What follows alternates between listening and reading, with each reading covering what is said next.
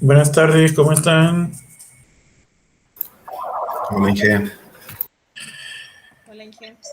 ¿Cómo les va? Buenas tardes, Michelle. Bien, bueno, vamos a continuar con la temática que habíamos iniciado la clase pasada, que se refería a eh, flujo en conducciones cerradas o conductos a presión, o lo que habitualmente denominamos flujo en tuberías. Habíamos visto algunas generalidades de cómo juega un rol importante la viscosidad a través de una caracterización de las distintas etapas de la influencia de la viscosidad sobre la mecánica del flujo del fluido, ¿verdad?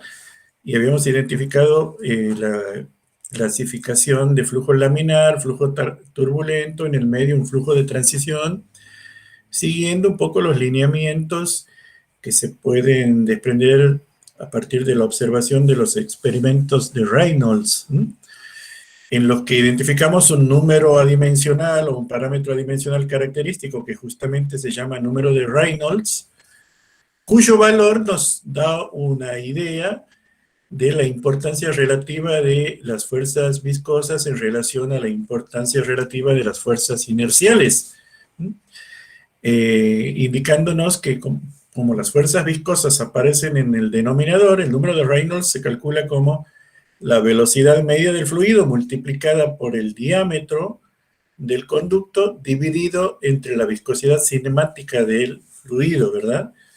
Eso es para tuberías, ¿no? O sea, siempre un número de Reynolds se construye a través del producto de una velocidad característica por una longitud característica dividido la viscosidad. En el caso de un flujo en un conducto circular, esa velocidad característica es la velocidad media en el conducto, ¿verdad? Mientras que la longitud característica es el diámetro del conducto. Entonces, cuando ese número de Reynolds tiene valores menores a 2000 aproximadamente, decimos que las fuerzas viscosas predominan por sobre las inerciales y el flujo es un flujo laminar, es decir, comandado por la viscosidad.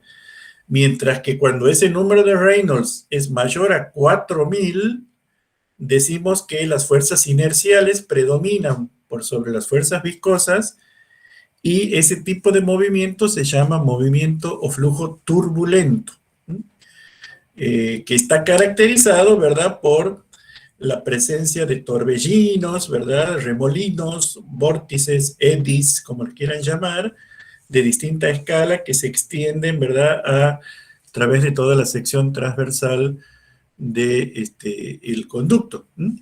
Entonces, analizando un poco ese tipo de fluidos en distintos problemas de la vida real, incluso hemos visto, ¿verdad?, un video didáctico, explicativo, a través de ejemplos sencillos, amenos, fáciles de imaginarnos, de cómo juega un rol preponderante ese flujo, digamos, eh, eh, laminar o flujo turbulento en la naturaleza.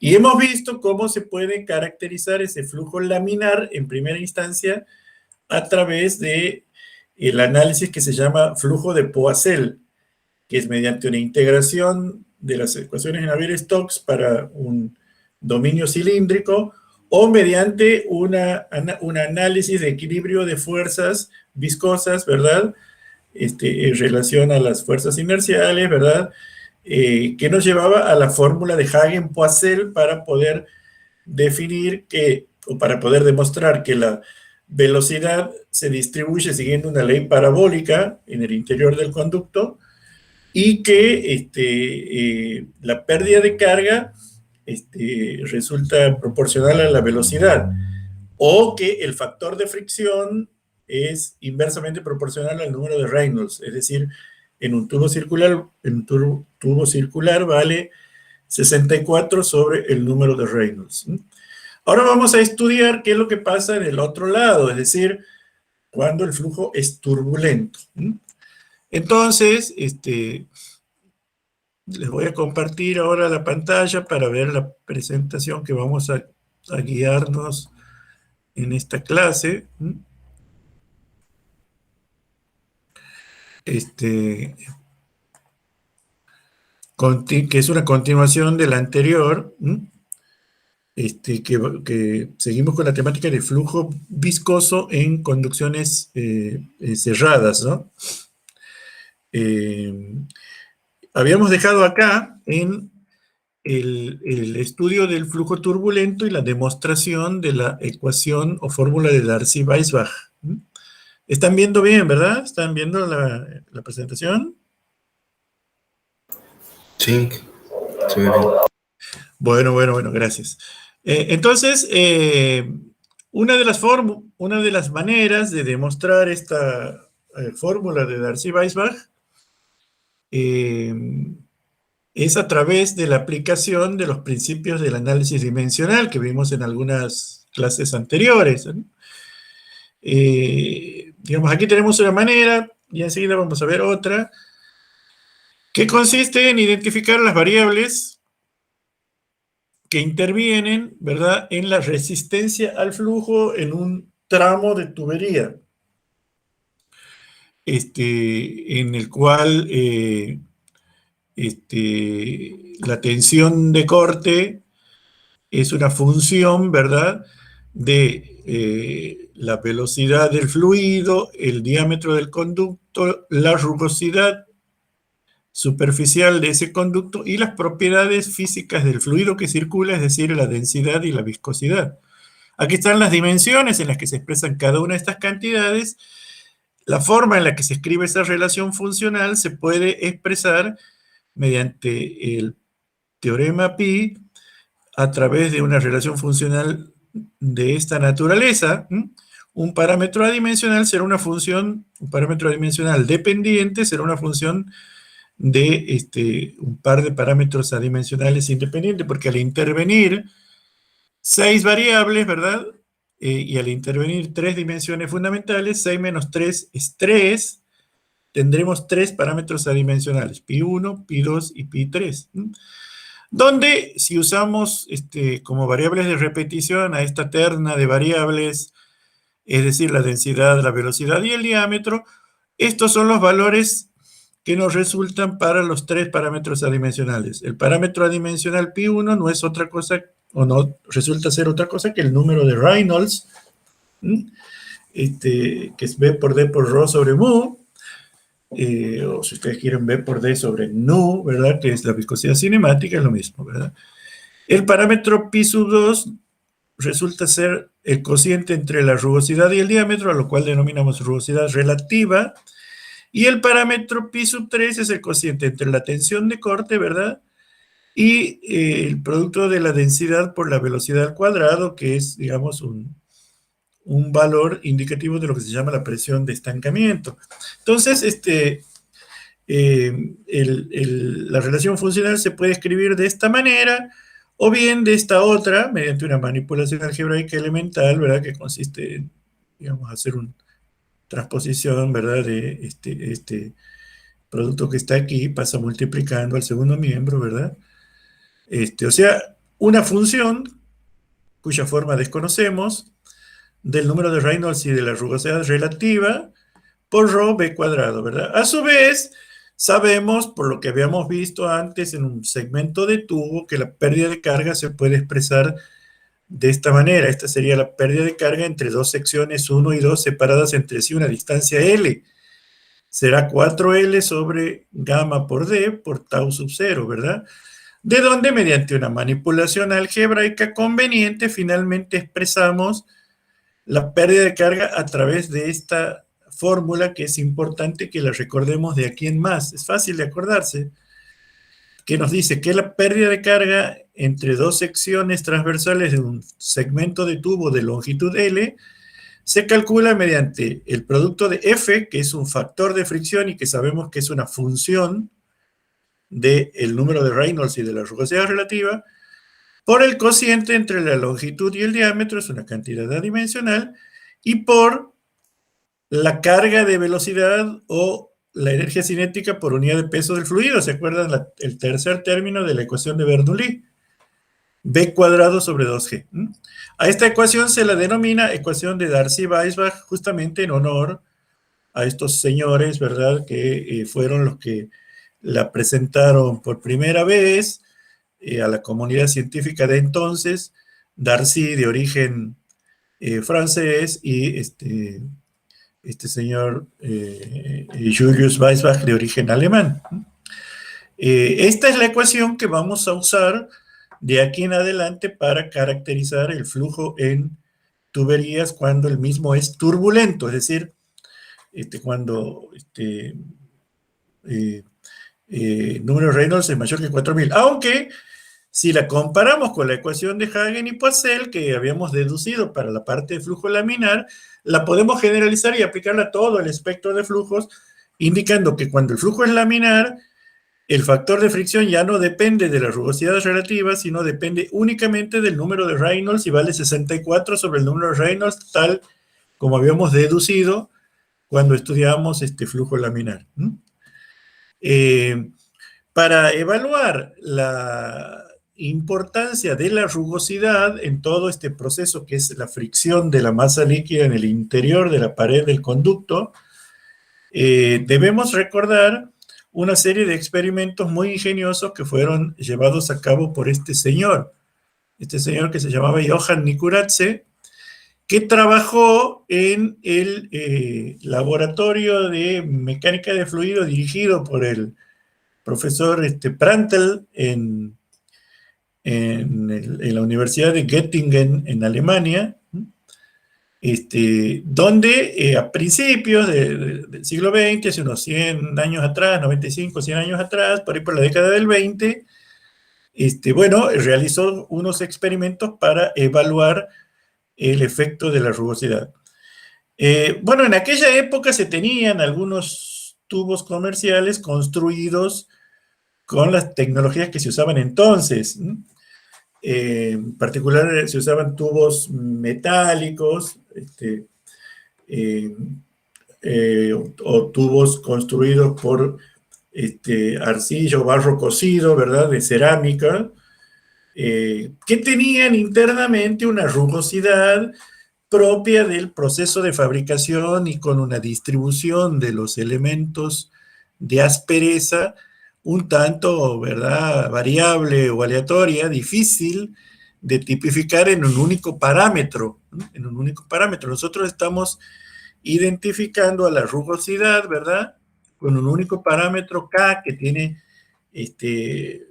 dimensiones de longitud, es decir, es una altura característica, pero en el interior de un tubo comercial resulta difícil porque la rugosidad interna está compuesta por una serie de elementos dispersos que devienen de su proceso de fabricación. Si es de metálico, tiene una edad de rugosidad; si es de barro cocido, tiene otra edad de rugosidad; o actualmente, si es de plástico, como son la mayoría de las tuberías que se utilizan, los materiales actuales son predominantemente sintéticos, ¿verdad?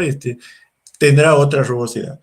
Entonces este señor, como resultaba tan difícil caracterizar esa rugosidad, planteó una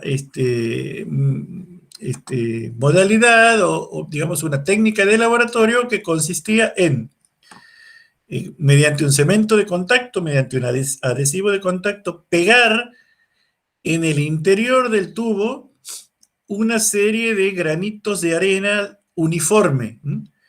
Mediante un ensayo granulométrico uno puede tomar entre dos tamices consecutivos el material que es retenido entre esos dos tamices consecutivos, ¿verdad? Y nos queda una arena muy uniforme, ¿verdad?, que está formada por granitos de un determinado tamaño, o sea, de un determinado diámetro medio, ¿verdad? Ustedes saben que cuando se construye una curva granulométrica, si uno entra con el 50% de la distribución, saca el D50 de esa distribución. Bueno, este K que aparece aquí, este K, sería, ¿verdad?, el diámetro promedio de los granitos de arena que este señor Nikuradse pegaba en el interior de los tubos, utilizando un adhesivo de contacto con tecnología de aquella época, ¿no? Digamos, actualmente se tienen, bueno, por nombrar algunos productos comerciales, ¿verdad? Poxyran, UHU, Suprabond, el pulpito, cualquiera de esos adhesivos de contacto que se utilizan en la actualidad. Bueno, en aquella época habrá habido alguno que se conseguía. Entonces lo que hizo fue pegar en el interior del tubo, digamos, una capa uniforme de esos granitos de arena de diámetro K. Le llama K porque, bueno, en alemán, grano, se dice Korn, K-O-R-N, ¿verdad? Con diéresis en la O.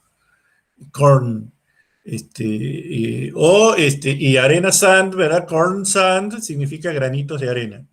Por eso utilizamos la letra, esta K, para especificar el diámetro de los granitos.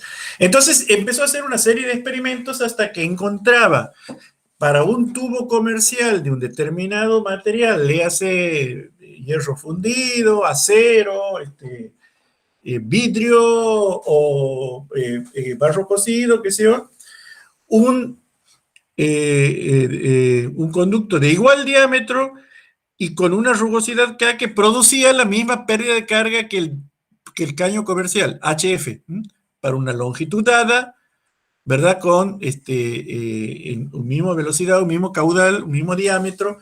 Las pérdidas de carga HF eran iguales en ambas situaciones. En ese caso, se puede decir que la rugosidad equivalente de este caño es K, ¿verdad? ¿Por qué? Porque produce la misma pérdida de carga. Empezaba a probar mediante aproximaciones sucesivas hasta que en una le acertaba, ¿verdad? Que se producía la misma pérdida de carga, entonces quiere decir, ese caño tiene la rugosidad artificial K que yo estoy usando como granitos de arena.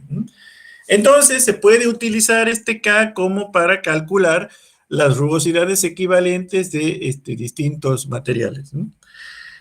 Cuando graficó en un plot como en el que grafica Y versus X, donde Y es esta construcción que aparece aquí, 1 sobre la raíz del factor de fricción más 0.869 por el logaritmo natural de K sobre D, eso es Y, o sea, es una cantidad que depende de F y de la rugosidad relativa, mientras que X es una cantidad que depende de F, la rugosidad relativa y el número de Reynolds. Encontró, ¿verdad?, que con sus datos generaba una curvita más o menos así, que está indicada aquí con línea de trazos, que tiene, si ustedes quieren, esta lomadita aquí, y luego para altos valores de X tiende a converger con la otra curva y para bajos valores de X también, ¿verdad? Entre 0 y 1, digamos, asintotiza con esta curva sólida y entre 6 y 7 también. Y en el medio se separa. Esta es la curva que correspondería a las tuberías comerciales. ¿Esto qué quiere decir?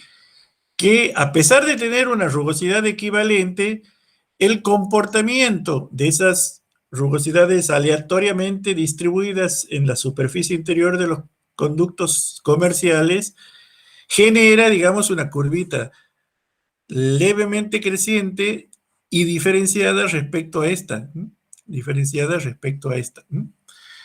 que sería la de los conductos de rugosidad equivalente. Esto ha sido observado a posteriori por otros investigadores que vamos a saber enseguida, notablemente Colebrook y White, que encontraron unas relaciones levemente diferentes para esta curvita respecto de esta. Fíjense que aquí tenemos otra prueba de ello. Esto está extractado del libro del profesor Raus, donde tenemos aquí una función de la rugosidad relativa, R sub 0 es diámetro sobre 2, y factor de fricción, y aquí una función del número de Reynolds y de la rugosidad relativa. Y fíjense que esta curvita, que es un poco la que le pasa por el medio a toda esta nube de datos experimentales, son distintas,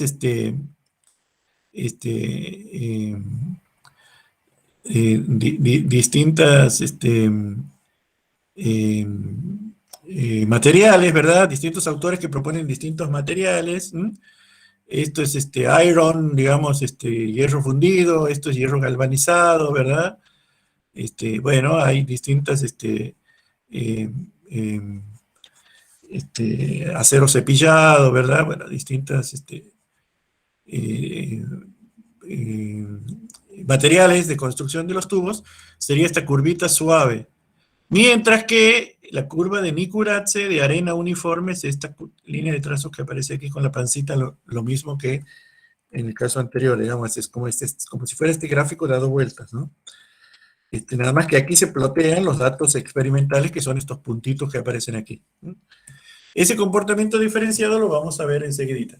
Nikuratse lo que hizo fue construir un gráfico en el que expresaba el factor de fricción en función del número de Reynolds, utilizando como parámetro la rugosidad relativa, ¿verdad? Es decir, es un gráfico de esta función donde va en ordenadas, va en abscisas y va como parámetro. Por eso se obtiene una familia de curvas para distintos valores de la rugosidad relativa. Para distintos valores de la rugosidad relativa se obtiene esta familia de curvas.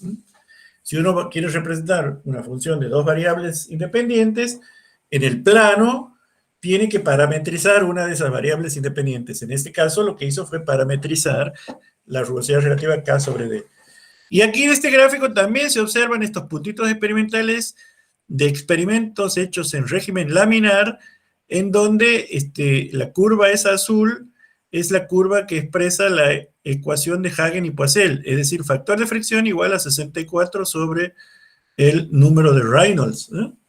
Entonces, fíjense cómo los puntos experimentales se tienden a agrupar en torno a esta curva para flujo laminar. Mientras que para tubos hidráulicamente lisos, se encontró esta relación que es esta recta azul que está aquí, que se llama fórmula de Blasius, que estuvo hidráulicamente lisos. Y en la zona de transición se aplica una fórmula logarítmica que puede más o menos ser ajustada con esta ecuación. Ya vamos a ver enseguida cómo se expresa esto. Lo que sí aquí está claramente diferenciada, la zona de flujo laminar, ¿verdad? Para valores bajos del número de Reynolds, del orden de 2300 para abajo, la zona de transición y la zona de flujo turbulento. Para tubos comerciales, estos son los experimentos de Nikuratse para tubos con rugosidad artificial. Para tubos comerciales está muy arraigado en la literatura el uso de este diagrama que se llama diagrama de Moody.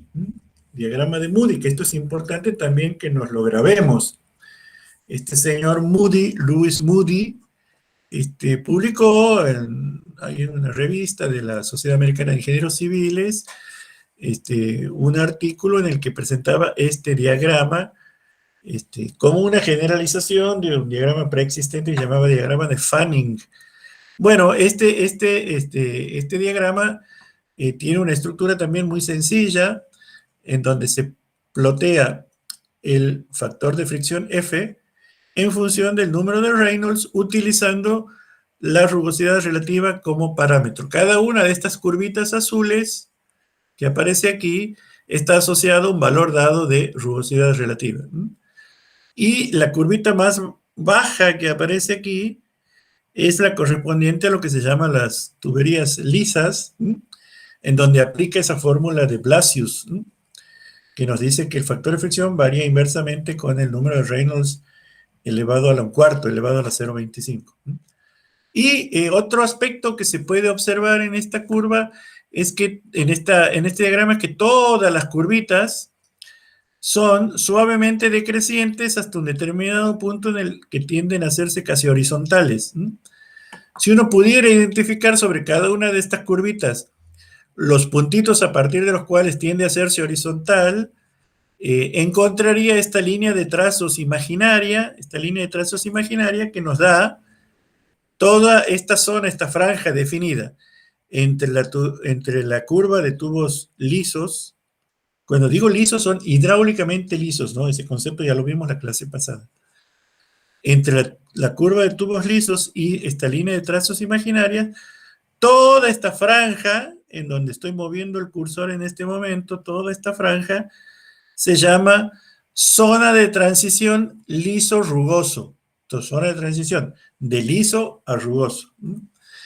Y aquí, en donde las curvas ya se hacen casi horizontales, es lo que se llama turbulencia completa y tubos hidráulicamente rugosos, donde las curvitas se hacen horizontales. ¿Qué quiere decir que se hagan horizontales? Que el factor de fricción ya no depende más del número de Reynolds. Aunque el número de Reynolds siga creciendo, el factor de fricción permanece constante en esta zona de las curvas horizontales. El número de Reynolds tiende a valores muy altos, tiende al infinito. El factor de fricción permanece constante, ya no depende más del número de Reynolds. Depende únicamente de la rugosidad relativa en toda esta zona. Mientras que aquí no depende de la rugosidad, sino depende únicamente del número de Reynolds. Y en esta franja transicional liso-rugoso depende de ambos. Depende del número de Reynolds y de la rugosidad relativa. O sea que ahí tenemos unas zonas características de este diagrama de Moody. Recordemos, un número de Reynolds se forma a través de la composición de, en el denominador va el producto de una velocidad característica V por una longitud característica L, sobre la viscosidad cinemática. Cuando hablamos de flujo en tuberías, la velocidad característica que adoptamos es la velocidad media del flujo, V corta mayúscula, V, promediada en la sección, es decir, el caudal dividido el área, o si ustedes quieren, el caudal dividido pi por diámetro cuadrado sobre 4, que es el área de un círculo, que es el área transversal de un tubo circular, ¿verdad? En el caso de conductos de sección no circular, en el caso de conductos de sección no circular, el valor que se utiliza como longitud característica es lo que se denomina el radio hidráulico, el radio hidráulico RH. ¿Y cómo se calcula ese radio hidráulico? Se calcula como el área sobre el perímetro mojado, ¿verdad? El área hidráulica sobre el perímetro mojado. En el caso de un círculo, en el caso de tuberías circulares, ¿verdad? Ese radio hidráulico, ¿cómo se calcula? El área es pi por diámetro cuadrado sobre 4, y el perímetro es la longitud de la circunferencia, ¿verdad? Pi por diámetro. Bueno, haciendo las cuentas, pi se simplifica, este cuadrado con este d se simplifica y nos queda d sobre 4 como el radio hidráulico de los tubos. Es decir, todo lo que vamos a hacer de aquí en más para tubos de sección circular se puede transferir después para analizar conductos no circulares utilizando el concepto de radio hidráulico. Y la relación de transformación va a ser que el radio hidráulico en un tubo es d sobre 4. Es decir, para cuando vayamos a un conducto no circular, en todas las situaciones en las que diga d, lo reemplazamos por 4 veces el radio hidráulico y podemos usar las mismas ecuaciones que estamos usando en este momento. Bueno, habíamos visto que la fórmula de Darcy-Weisbach se deduce a partir del análisis dimensional. También se puede deducir a partir de consideraciones energéticas como sería la potencia consumida por la fricción. Aquí está la demostración que nos lleva a esta formulación, digamos. Después la ven ustedes en detalle. Y se llega a esta ecuación, que la vuelvo a reiterar para que la memoricemos. H sub F es la pérdida de carga, es el producto del factor de fricción por L sobre D por B cuadrado sobre 2G. Se puede expresar esta ecuación en función del caudal, ¿verdad? Si uno reemplaza la velocidad por caudal sobre área, es decir, por 4Q sobre pi por diámetro al cuadrado, ¿verdad? Si uno reemplaza la velocidad por 4Q sobre pi por diámetro al cuadrado, manipulando algebraicamente tenemos esta ecuación que sería una forma de expresar la ecuación de Darcy-Weisbach en función del caudal. Sería un coeficiente beta, que es 8 veces el factor de fricción sobre g por pi al cuadrado, por la longitud por q al cuadrado sobre diámetro a la quinta. Esta expresión es importante también que la recordemos porque tiene su relevancia en la parte de cálculo de diámetro económico, en instalaciones de impulsión, aspecto que vamos a ver más adelante. Esa es la fórmula de Darcy-Weisbach expresada en función del caudal, que equivale a esta, y se puede usar para la resolución de muchos problemas de flujo en tuberías, como vamos a ver. ¿Qué es lo que pasa con la rugosidad? Las rugosidades pueden ser de distinto tipo. En general, los tubos comerciales tienen una rugosidad que se caracteriza y se la denomina como rugosidad técnica, que sería este caso. Generalmente, es una rugosidad irregular con un valor equivalente medio igual a K. Ahí se llama rugosidad técnica, que es aleatoriamente distribuido en la superficie interior de los tubos, dependiente, como hemos dicho en varias oportunidades previamente, del proceso de fabricación según el material con el que se construye el tubo. La rugosidad, esta granular, es la rugosidad que construyó Nikuradse, ¿verdad? Pegando granitos de arena en el interior de las paredes de las tuberías con un adhesivo de contacto. Pero también tienen rugosidad granular algunos materiales característicos como el hormigón. El hormigón, ¿verdad? Como se construye como una mezcla entre arena, grava y cemento, amalgamados con agua y con reacciones químicas, producen, digamos, un sólido de una cierta dureza una vez que fragúa, ¿verdad? La superficie, por más alisada que esté a través de la calidad de los encofrados con los que se haga el colado y demás, bueno, o los moldes, tienen lo que se llama una rugosidad granular, parecida a la de Nikuradse, ¿verdad? O, por ejemplo, algunos tubos de hormigón, inclusive enlucidos o alisados con una mezcla de mortero cementicio también, ¿no? Bueno, tiene una rugosidad granular.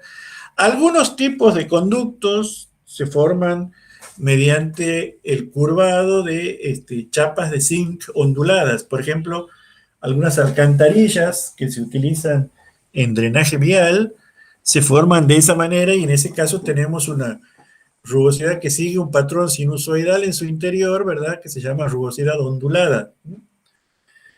Mientras que en otros casos, también como consecuencia de la tecnología de los materiales que se utilizan, podemos tener una rugosidad corrugada. Hay tubos metálicos que también tienen un patrón corrugado en su interior y en lugar de tener ondas sinusoidales, tenemos ondas triangulares, ¿verdad? Y se llama esto rugosidad corrugada. O sea, hay diversas maneras en las cuales se puede manifestar la rugosidad. Nosotros al usar un único parámetro K, estamos considerando un promedio resultante de un proceso que tiene una distribución superficial, ¿no? Y ese K es producido o es proporcionado, perdón, por el fabricante del conducto. El fabricante del conducto, cuando nos da las especificaciones técnicas del material del cual está conformado ese conducto, nos tiene que indicar el valor de la rugosidad K, ¿no? Entonces uno va a una tabla provista por el fabricante y a partir de ahí saca el valor de K.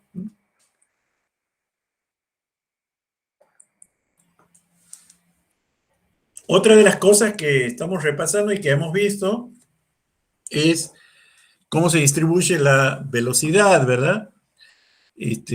Cuando el flujo es laminar, la velocidad sigue una ley parabólica. Cuando el flujo es turbulento, la velocidad sigue una ley logarítmica. ¿Y esto qué quiere decir? Que el gradiente de velocidades en el punto de contacto del perfil con la pared, ¿verdad? En una tubería lisa con flujo laminar, ¿verdad? Es bastante mayor que, en una tubería con flujo turbulento, ¿verdad? Es bastante mayor que en régimen laminar. Fíjese, la tangente aquí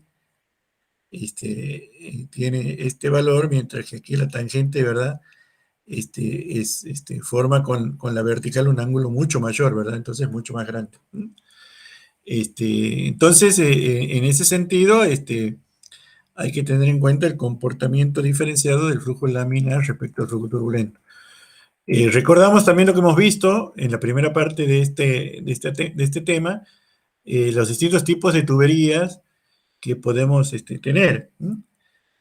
Tubería hidráulicamente lisa, donde los elementos de rugosidad propias del proceso de fabricación quedan embebidos por debajo de la subcapa viscosa, ¿verdad? Es una tubería hidráulicamente lisa, mientras que cuando los elementos de rugosidad invaden la subcapa viscosa, ¿verdad? Se produce como una imaginaria perforación de la subcapa viscosa por parte de los elementos de rugosidad. Tenemos una situación con dominio de la rugosidad, y en este caso el factor de fricción depende únicamente del K sobre D, mientras que en tuberías hidráulicamente lisas depende únicamente del Reynolds. Y en el medio hay un comportamiento transicional en el que depende de ambas cosas, del número de Reynolds y de la rugosidad relativa. Recapitulando un poquito, tenemos: en régimen laminar es válida esta ecuación, que es una manera de expresar la fórmula de Hagen y Poiseuille.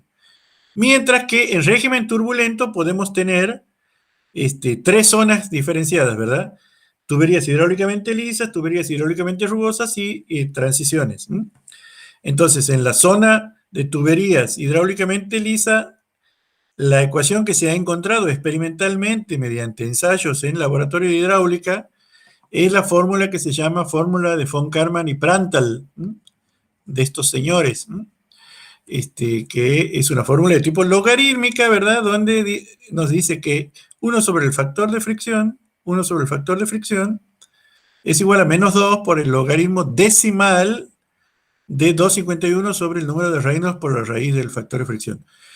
Cuando le ponemos el subíndice D al número de Reynolds, quiere decir que es un número de Reynolds formado por el diámetro, ¿no? O sea, B por D sobre nu.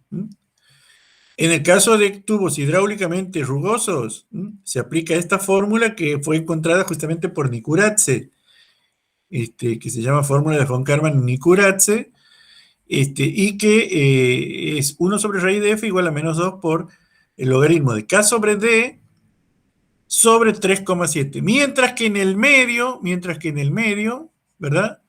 En la zona de transición, sería la franjita esa del diagrama de Moody, ¿verdad? Que está entre la zona de tubos lisos y esa línea de trazos imaginaria a partir de la cual las curvas se hacen horizontales, es válida esta fórmula, que inicialmente fue presentado por estos dos señores, ¿verdad? Por Colebrook y White, y por lo tanto se llama fórmula de Colebrook y White. Es importante que la tengamos presente. ¿Por qué? Porque es una fórmula logarítmica en la cual en el argumento del logaritmo tenemos la suma de estas dos cantidades que eran válidas para los extremos. Y es una fórmula única que abarca todo el espectro. ¿Por qué?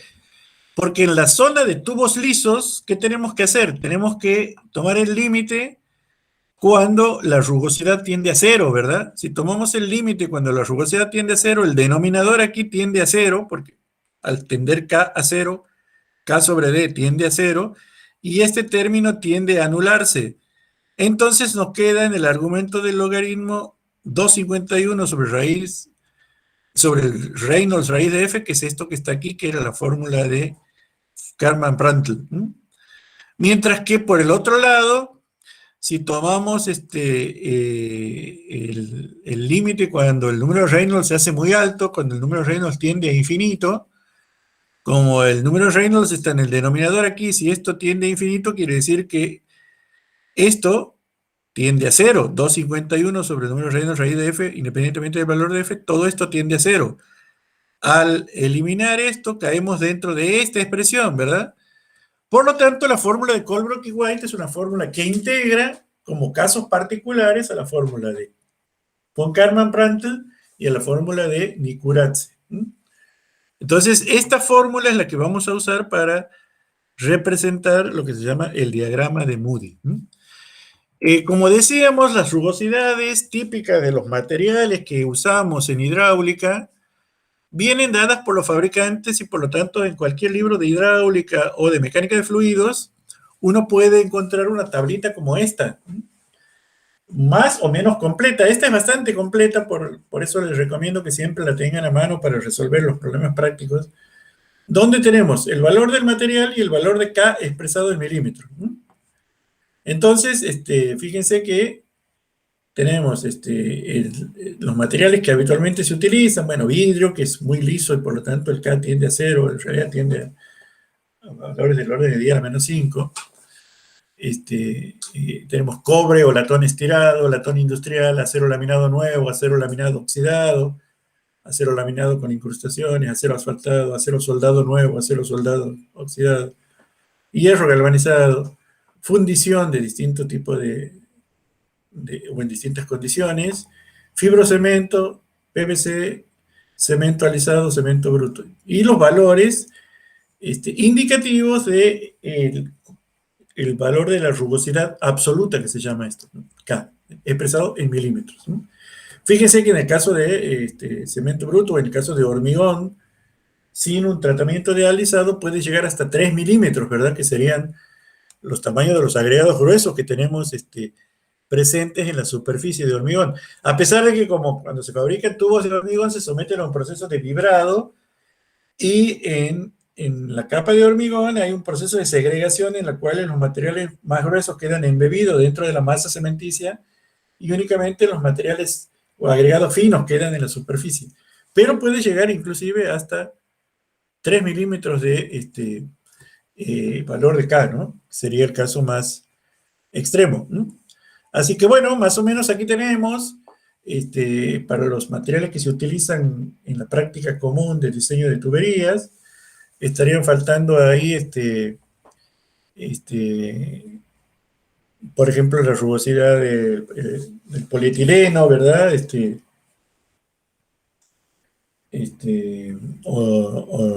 polipropileno, la rugosidad del PAD, que es el polietileno de alta densidad, que se utiliza mucho también para tuberías actualmente, o la del PRFB, ¿verdad? Que es un material que se forma con fibra de vidrio y resina poliéster. Pero los fabricantes los proveen, así que uno en internet pueden encontrar tablitas como estas para distintos tipos de materiales. Como alternativa al diagrama de Moody, se tiene este otro diagrama que fue publicado por el profesor Hunter Rouse, que se llama justamente diagrama de Rouse. Es una versión modificada del diagrama de Moody, fue publicada prácticamente por los dos al mismo tiempo, hay ciertas discusiones entre ellos que no vienen muy al caso, pero conviene un poco comentar cómo se utiliza este diagrama, que es más versátil y más enriquecido que el diagrama de Moody, porque este diagrama se puede usar como un diagrama de cuádruple entrada, a diferencia del diagrama de Moody, que es de doble entrada, ¿no? El diagrama de Moody solamente expresaba F en función del número de Reynolds. Lo que tenemos aquí, tenemos de este lado, o sea, en la ordenada derecha, tenemos F al estilo del diagrama de Moody. En la ordenada izquierda tenemos 1 sobre raíz de F, que es importante tenerlo porque la fórmula de Nicuratse, perdón, la fórmula de Colbrook-White se expresa de esa manera, 1 sobre raíz de F igual a menos 2 logaritmo. Entonces aquí tenemos 1 sobre raíz de F. Mientras que en la abscisa superior tenemos número de Reynolds al igual que en el diagrama de Moody. Pero en la abscisa inferior tenemos número de Reynolds multiplicado por raíz de F. Lo cual es importante también porque la fórmula de Colbrook-White aparece aquí en el denominador, dentro del argumento del logaritmo, del segundo término del argumento del logaritmo, número de Reynolds por raíz de F. Por eso es importante este diagrama de Rouse. Entonces uno puede entrar por 4 lugares a intersectar las curvitas correspondientes, donde en lugar de K sobre D están las curvitas expresadas en forma de D sobre K. Que K sobre D son números muy chiquititos, mientras que D sobre K son números grandes. Fíjense, 20, 40, 100, 400, hasta 100.000, 200.000, ¿verdad? Cuando D sobre K tiende al infinito, estamos en la zona de tubos lisos, que sería esta que está aquí, que responde a esta ecuación. Entonces, y la línea, lo que tiene de bueno el diagrama de Rous es que la curva de tubos lisos tiende a hacerse una recta, mientras que la línea que separa la zona donde las curvas se hacen asintóticas también tiende a hacerse una recta. Entonces nos queda la faja de transición como una faja de ancho aproximadamente constante, a diferencia del de Moody, que son curvas y son variables, ¿verdad? Esta sería la ecuación que separa la zona de transición de la zona de turbulencia plena, tubos rugosos, que sería donde se hacen horizontales. O sea que este diagrama es mucho más versátil que el diagrama de Moody, a pesar de que no goza de la misma popularidad, o no gozó de la misma popularidad entre los ingenieros, porque en aquella época que se publicó, a finales de la década del 40, a principios de la década del 50, se consideraba que era medio engorroso usarlo. Y es todo lo contrario, es mucho más sencillo usarlo que el diagrama de Moody, pero el diagrama de Moody es el que adquirió mayor popularidad, o sea, que está aquí. Como les decía, fíjense que la franja de transición es de espesor variable, ¿verdad? Sería entre esta línea y esta de aquí. Son curvas. En cambio, la de Rous es recta, por la forma astuta en la que Rous pone los valores de abscisas y ordenadas. Bueno, lo concreto es que pasando en limpio, las ponemos aquí muy suavecitas a las líneas de la grilla de coordenadas para que no interfieran con la visualización de las curvas, que es lo que a nosotros nos interesa. Y vamos pasando en limpio algunas cosas para que se vea bien. Dentro de esta maraña no se puede ver bien. Se vea bien. Y tenemos, para flujo laminar, es válida esta ecuación, que es la fórmula de Hagen-Poiseuille. La primera de estas curvas es para tubos lisos, mientras que cuando las curvitas se hacen todas horizontales, tenemos la zona de tubos rugosos o turbulencia plenamente desarrollada para altos números de Reynolds.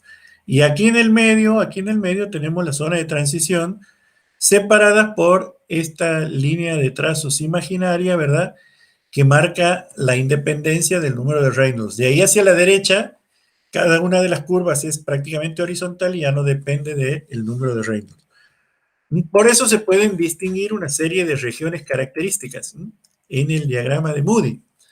Tenemos por un lado, ¿verdad?, la zona de transición, ¿verdad?, donde el factor de fricción es una función del número de Reynolds y de la rugosidad relativa.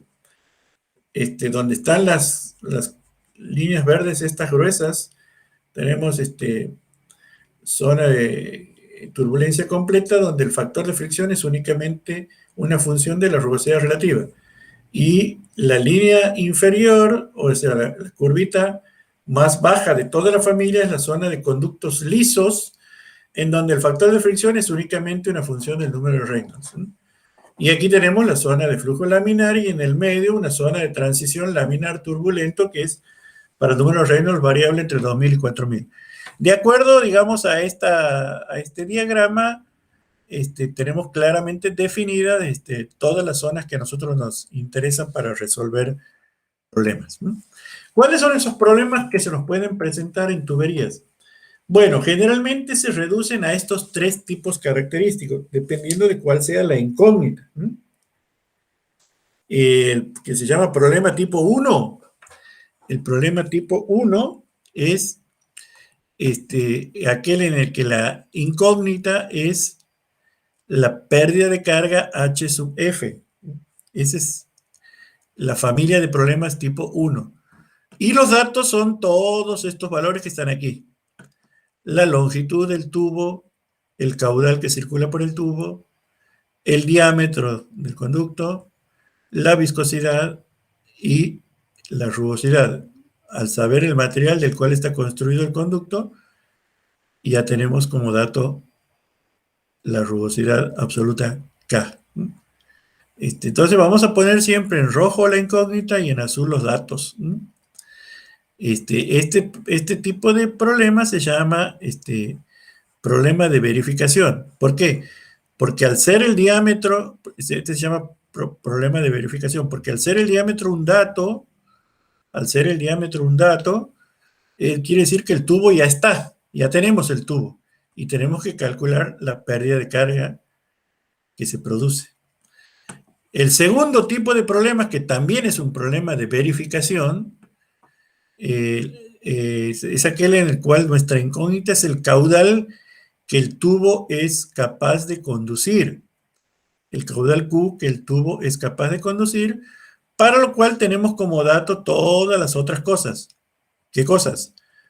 Longitud del tubo, la pérdida de carga que se produce a lo largo de esta longitud, H sub F, el diámetro del conducto, la viscosidad y la rugosidad. Problema de verificación tipo 2. Mientras que el tercer caso, nuestra incógnita es el diámetro. Y el problema es un problema de dimensionamiento propiamente dicho. ¿Por qué?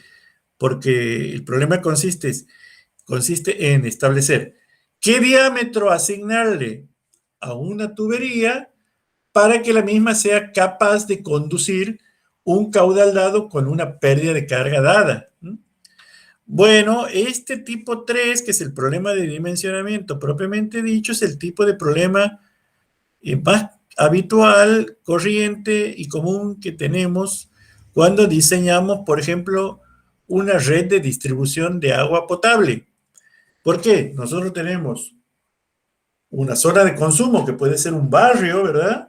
Una zona de consumo que puede ser un barrio, que entre la suma de lo que consumen todas las casas del barrio, bajo una condición crítica, ¿verdad? Cuando todo el mundo se está bañando, la gente está cocinando, a su vez, los chicos se están bañando, la mamá está cocinando, el papá está lavando el auto afuera, bueno, hay una demanda máxima, la suma de todas esas cantidades configura, ¿verdad?, un volumen de agua que es necesario conducir por unidad de tiempo.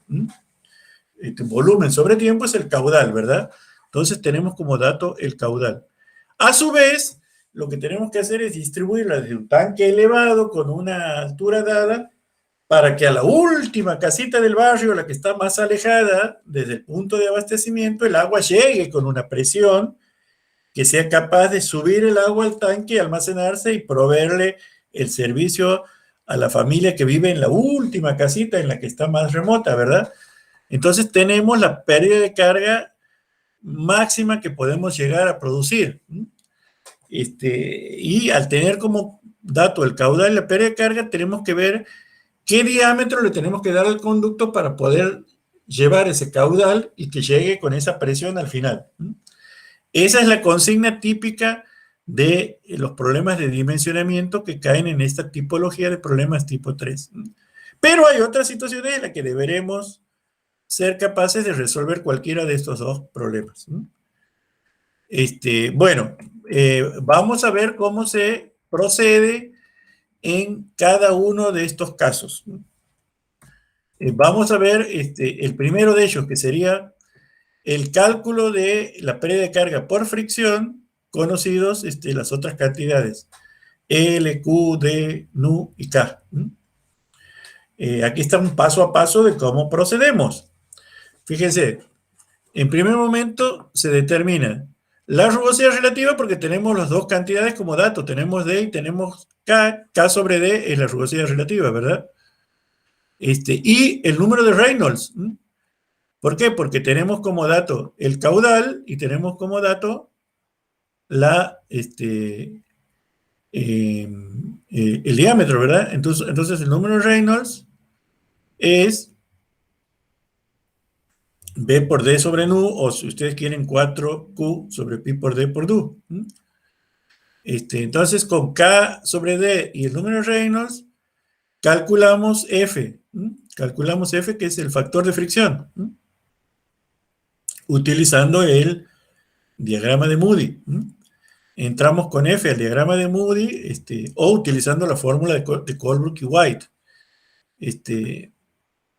Si calculamos F, en función de K sobre D y número de Reynolds, finalmente podemos calcular la pérdida de carga. Podemos calcular la pérdida de carga HF a través de esta fórmula, que es la fórmula de Darcy-Weisbach, expresada en función del caudal. Aplicando esta fórmula, todo, ya hemos calculado F, L, Q y D son datos y ya tenemos resuelto el problema. ¿Qué es lo que pasa? Bueno, calcular F utilizando el diagrama de Moody en forma gráfica nos puede llevar a errores porque, bueno, depende de la calidad con que esté impreso el diagrama de Moody, depende de la observación del operador. Si yo le doy a cualquiera de ustedes, a dos de ustedes, la misma fotocopia del diagrama de Moody y le digo, calcúlenme F para un valor dado del número de Reynolds y un valor dado de la velocidad relativa, y capaz que uno me calcula 0.023 y el otro me calcula 0.024, como valores típicos de F. ¿Por qué? Porque la apreciación visual de cada uno de ustedes va a ser diferente y ese es el problema típico que tenemos cuando usamos métodos gráficos. Como estamos en el siglo XXI, los métodos gráficos ya tienen un valor relativo, se utilizan más los métodos numéricos, ¿verdad? ¿Y cómo hacemos para calcular F con la fórmula de Colebrook y White? Bueno, vamos un poquito para atrás. La fórmula de Colebrook y White es esta que está aquí. ¿Qué problema tiene esta fórmula? ¿Qué problema tiene? Que F, que es el que queremos calcular, está tanto aquí como aquí adentro del logaritmo, ¿no? Y por lo tanto, esta fórmula es una fórmula matemáticamente implícita en F. Es una función implícita en F. ¿Qué hace uno cuando tiene que encontrar la raíz de una ecuación implícita? Bueno, puede aplicar distintos recursos técnicos para poder resolverlo. Uno es un proceso de aproximaciones sucesivas o prueba y error, ¿verdad? O tanteos, como se llama. Empezar a darle valores a F, usar ese valor de F aquí, calcular y ver qué me da este F calculado versus el F supuesto. E ir achicando la diferencia hasta que esa diferencia se hace cero. Eso se puede hacer en una tablita de Excel en el cual tengamos en una columna F y en otra toda esta expresión hasta que esta expresión se me hace cero. ¿Qué pasa si yo paso sumando al primer miembro? Me va a quedar una función de F igual a cero, porque conozco K sobre D, conozco Reynolds, ¿verdad? La única incógnita es F. Empiezo a darle valores a F y valores, y voy calculando la función hasta que esa función se hace cero. Pero bueno, eso puede ser admisible cuando tengo que hacer un cálculo aislado. Pero cuando tengo que calcular, por ejemplo, una red de agua potable, eso es muy engorroso porque voy a tener que hacer centenares o miles de esos cálculos y voy a tener que estar tanteando indefinidamente, ¿verdad? Así que, bueno, en ese caso, ¿qué es lo que se hace? Se aplica algún método numérico. Para aplicar algún método numérico, ustedes pueden usar algunos artilugios informáticos. Por ejemplo, el Excel. El Excel tiene una función que se llama solver, que sirve justamente para resolver estas fórmulas implícitas. Ahí en el práctico le van a... Bueno, capaz que muchos de ustedes ya lo saben calcular usando el Excel con solver. Cuando tenemos ecuaciones implícitas, bueno, si no lo saben hacer, en el práctico le van a dar algunas ideas. Otro producto que se puede usar es un producto de software matemático, ¿verdad?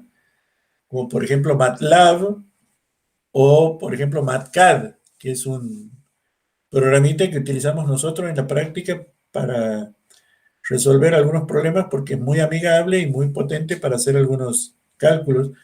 Bueno, el MATCAD tiene una función que se llama root, ¿verdad? Que en inglés significa raíz, y que tiene una sintaxis dada que uno la escribe, la ejecuta y le da la solución. Eso también lo van a ver en la en la parte práctica cómo usando la ecuación de Colebrook y White pueden resolver el factor de fricción utilizando tanteos, utilizando la función solver de Excel o utilizando la función root de MATLAB. Pero también se pueden aplicar métodos numéricos para resolver ecuaciones implícitas, como por ejemplo el método de bisección, como por ejemplo el método de Newton-Raphson.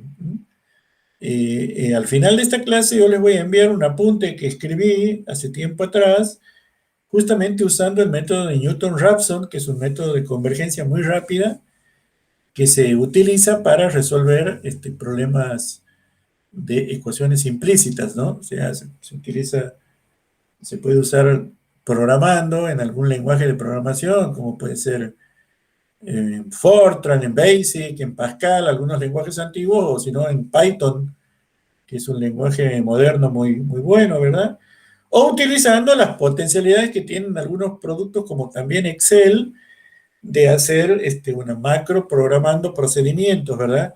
Utilizando un lenguaje que es una versión muy mejorada del Basic, que se llama Visual Basic for Applications, VBA. Cualquiera de estas cosas se puede usar para encontrar la solución de una ecuación tipo Colebrook y White implícita. Vamos al segundo tipo de problemas, ¿no? Que nos dice calcular el valor del caudal Q, conocidos la longitud, la pérdida de carga, el diámetro del conducto, la viscosidad del fluido y la rugosidad del material del cual está constituida la tubería. Bueno, el problema puede calcularse determinando previamente el valor del factor de fricción, haciendo uso del diagrama de Moody, o bien se puede hacer más rápido utilizando esta ecuación que se llama ecuación de Darcy-Colebrook, que significa combinar entre sí las fórmulas de Darcy-Weisbach y las de Colebrook y White. Cuando uno las combina, puede calcular directamente el valor de la velocidad media a través de esta expresión. Con esta expresión se calcula la velocidad media, donde lo que está aquí son todos datos. Está el diámetro, está SF, que sería, SF sería HF sobre L, ¿no? Pérdida de carga por unidad de longitud, eso sería SF, HF sobre L. Está la rugosidad relativa, está la viscosidad, bueno, se calcula la velocidad y el caudal se calcula multiplicando la velocidad por el área, es decir, por pi por diámetro cuadrado sobre 4, porque el diámetro también lo conocemos, y de esa manera se resuelve en forma directa el caudal. Ya vamos a ver enseguida cómo se puede hacer con una variante de esta ecuación. Pero el cálculo de caudal es un cálculo que no tiene mayores complicaciones porque no hay que hacer ni tanteos, ni aproximaciones sucesivas, ni soluciones gráficas que puedan ser imprecisas. Así que el segundo problema se resuelve de una manera muy sencilla. ¿Qué es lo que pasa con el tercer problema? El tercer problema nos dice cómo hacemos para calcular el diámetro, conocidos todas las otras cosas. Bueno, este sí es una cuestión un poquito más complicada. ¿Por qué? Porque nos exige un poquito de procedimiento, un tipo aproximaciones sucesivas. A ver, este procedimiento que está aquí en esta diapositiva es un procedimiento aproximado, desde el punto de vista práctico es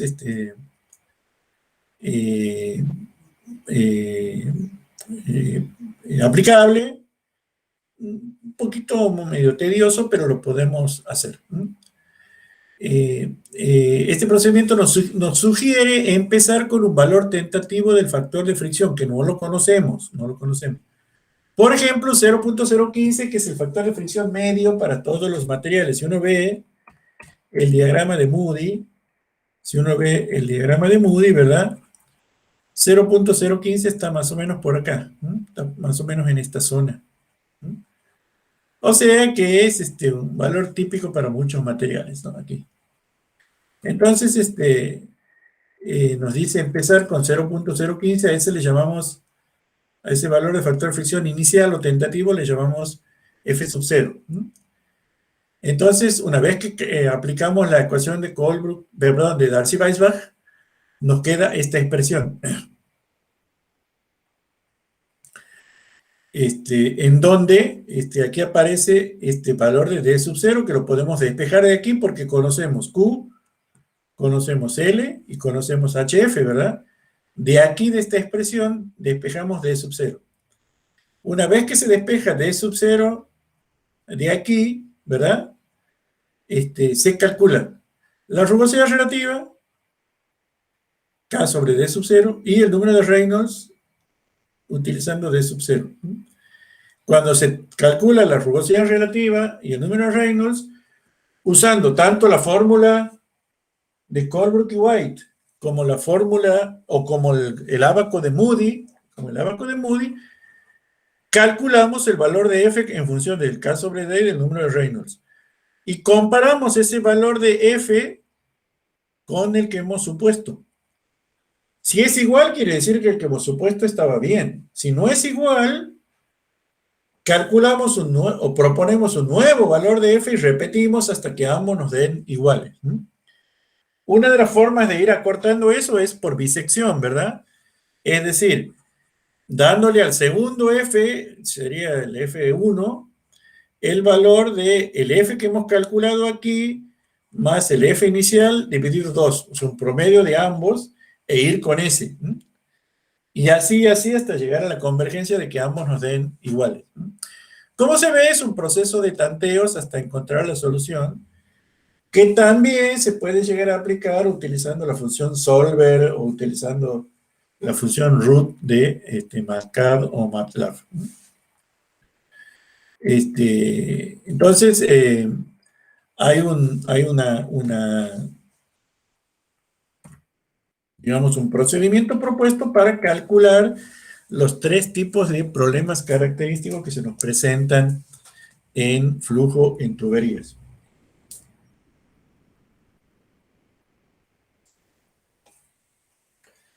Bueno, hasta aquí sería el caso de tubos sencillos. Yo les voy a, como les comenté, les voy a pasar este apunte que se llama así, solución computacional de los problemas de escurrimiento en conducciones cerradas. Esto es un apuntecito que escribí hace tiempo, justamente cuando todavía el Excel no estaba tan desarrollado como en las versiones actuales de Office, y había que proceder a escribir algún programita en BASIC o en algún lenguaje de programación para poder resolver estos problemas de flujo en tubería que les estuve comentando, que con el solver de Excel o con el root de MATLAB se pueden resolver fácilmente. Pero, asimismo, en este apuntecito, toda la primera parte está bastante bien desarrollado, explicado con sumo detalle los principios básicos del flujo en tuberías, ¿no? Entonces, bueno, hay una introducción, ¿verdad? Están los problemas típicos de flujo en tuberías que están resumidos en esta tablita. Problema 1, problema 2, problema 3, ya lo vimos cuando aquí tenemos los datos y aquí tenemos las incógnitas respectivas. Los 2 primeros son problemas de verificación o análisis y el tercero es un problema de diseño o síntesis cuando es necesario calcular el diámetro del conducto. Y después tengo esta sección donde se presenta la demostración de la fórmula de Darcy-Weisbach aplicando el análisis dimensional. En este caso lo expresamos a través de 7 cantidades, a diferencia del que le mostré en el PowerPoint, que era de 6. Por una razón, digamos, de darle un poquito más de generalidad al análisis, en donde las variables que intervienen en cualquier problema de fricción en tuberías son la caída de presión. Algunos lo ponen como caída de presión por unidad de longitud directamente y lo reducen a 6, ¿no? Aquí lo ponemos en forma separada. Caída de presión, la longitud del tubo, el diámetro del conducto, la velocidad media, la viscosidad, la densidad y la rugosidad. Entonces, en este caso tenemos 7 cantidades, ¿verdad? 1, 2, 3, 4, 5, 6, 7. 7 menos 3 es 4. Tendremos 4 parámetros adimensionales. Utilizamos las mismas variables de repetición que habíamos mencionado antes, ρ, b y d, y obtenemos estos 4 parámetros pi. Estos 4 parámetros pi. Pi1, d sobre L. Pi2 es este valor, que es un número de Reynolds, ¿verdad? B por D por Rho sobre mu. Pi3 es este valor, que es la rugosidad relativa. Y Pi4 tiene esta forma, que es un típico número de Euler, lo que vimos cuando vimos en análisis dimensional. Por lo tanto, esta fórmula inicial se puede escribir como F1 mayúscula, diferente de este F sub 0, obviamente, de los 4 parámetros adimensionales, igual a 0, de donde uno puede despejar pi sub 4 como una función de pi sub 1, pi sub 2 y pi sub 3. Reemplazamos cada uno de los pi por lo que resultaron de la aplicación del teorema pi. El pi sub 4 es este que está aquí, delta p sobre rho b cuadrado. ¿Función de quién? De d sobre l, número de Reynolds, rugosidad relativa. Una hipótesis que podemos aplicar es la hipótesis de linealidad en la caída de presión por unidad de longitud, ¿verdad? O sea que la caída de presión va cayendo linealmente por unidad de longitud. En ese caso, al ser una función lineal, puede salir, al ser una función lineal, puede salir del argumento y nos queda de esta manera, ¿verdad?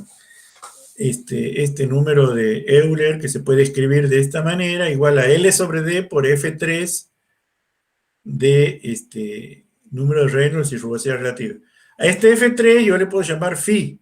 Le puedo llamar phi del número de Reynolds y rugosidad relativa, y de la rugosidad relativa, y de ahí despejo el valor de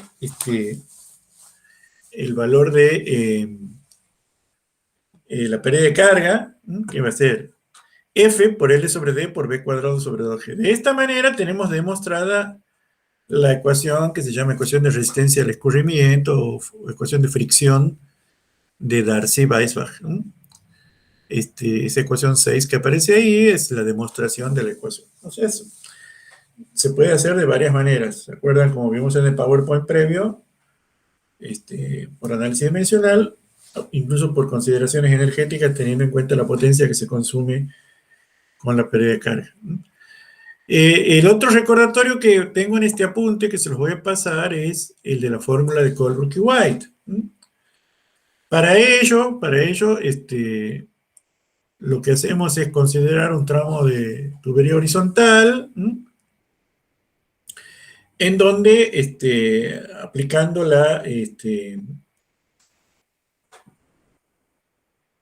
un poco un esquema de definición de eso estaría aquí. Disculpen un segundito. Este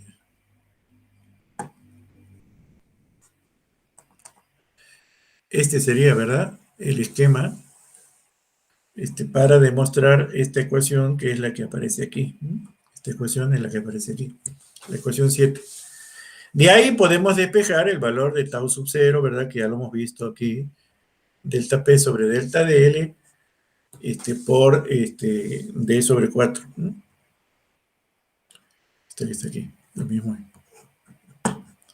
Entonces, la fórmula se puede escribir como la caída de presión, que será el producto del peso específico del fluido por la pérdida de carga, igual a esta expresión que está aquí. Combinándose estas dos, esta 8 con la 9, se encuentra lo que se llama la velocidad de corte.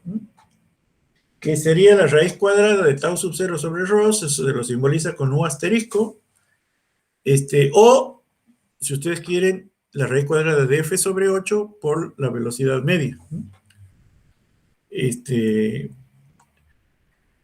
Si recordamos la distribución logarítmica de velocidades en flujo turbulento, que era esta expresión que aparece aquí, ¿verdad?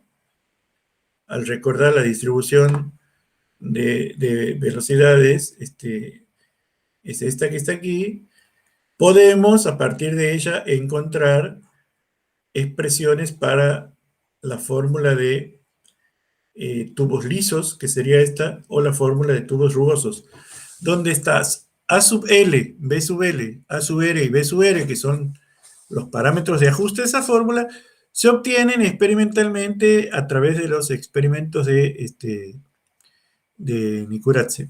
A sub L nos da menos 0,8, B sub L nos da 0,869, mientras que A sub R nos da 1,14 y B sub R nos da menos 0,869. A esta expresión 13 que está aquí la podemos reescribir de esta manera, ¿verdad?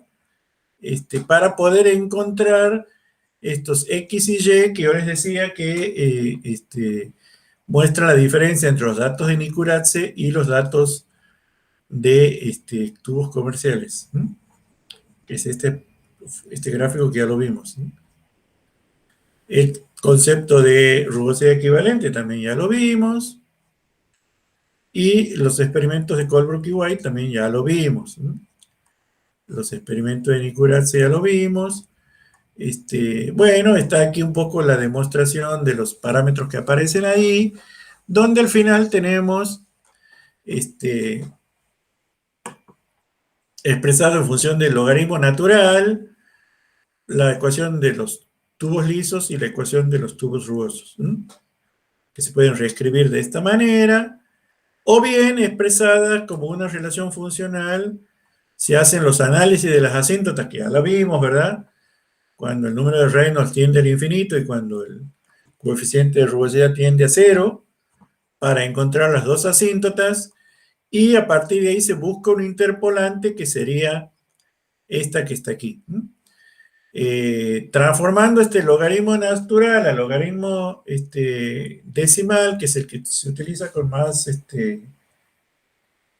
frecuencia en los cálculos prácticos, nos queda esta expresión que es la fórmula de Colebrook y White que acabamos de ver hace un ratito.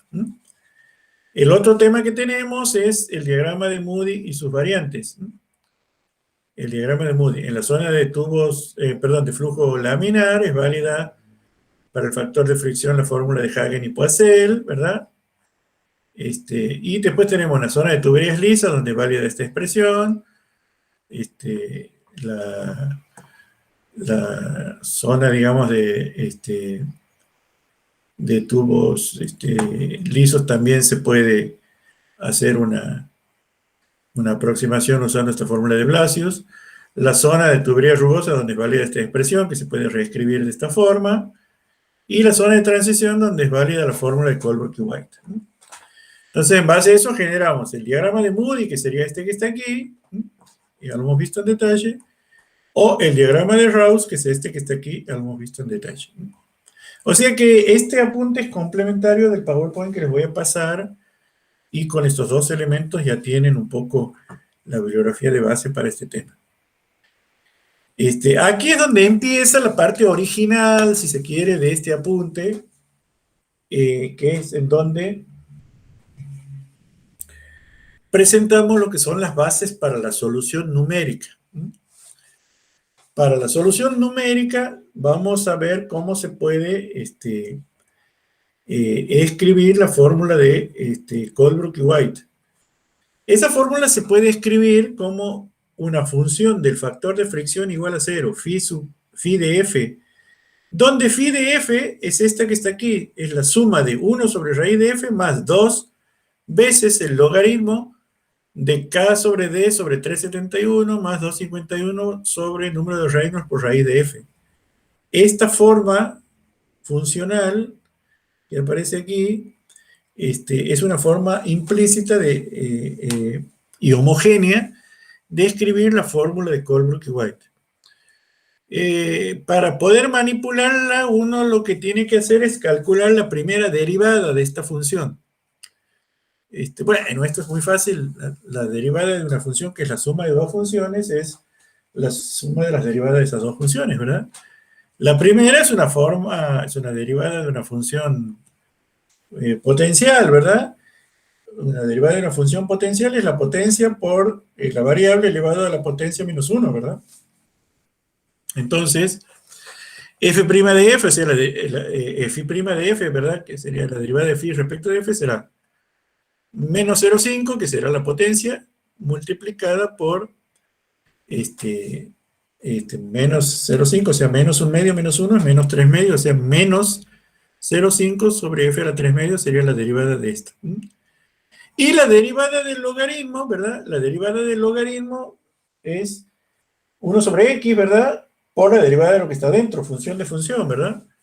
Entonces, 1 sobre x por la derivada de lo que está dentro, que sería esto que está aquí, lo que está dentro, donde la única variable es f, ¿verdad? De nuevo es la derivada de f a la menos 1 medio, que es f a la menos 3 medio, o sea, menos 1 medio por f a la menos 3 medio. O sea, esta función es la derivada de esta. Ustedes lo han visto esto en análisis 1, es una cosa súper trivial. Teniendo en cuenta la función y su derivada, aplicamos para resolver numéricamente la fórmula de Colebrook y White, lo que se llama el método de Newton-Raphson.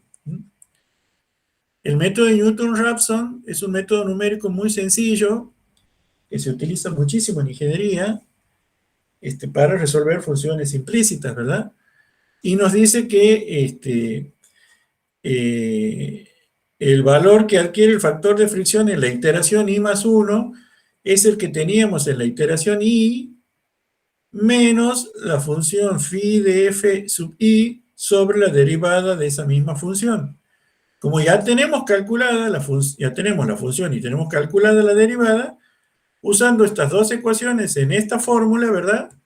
Se puede aplicar la iteración en forma directa y al cabo de unas cuantas iteraciones conseguimos la convergencia.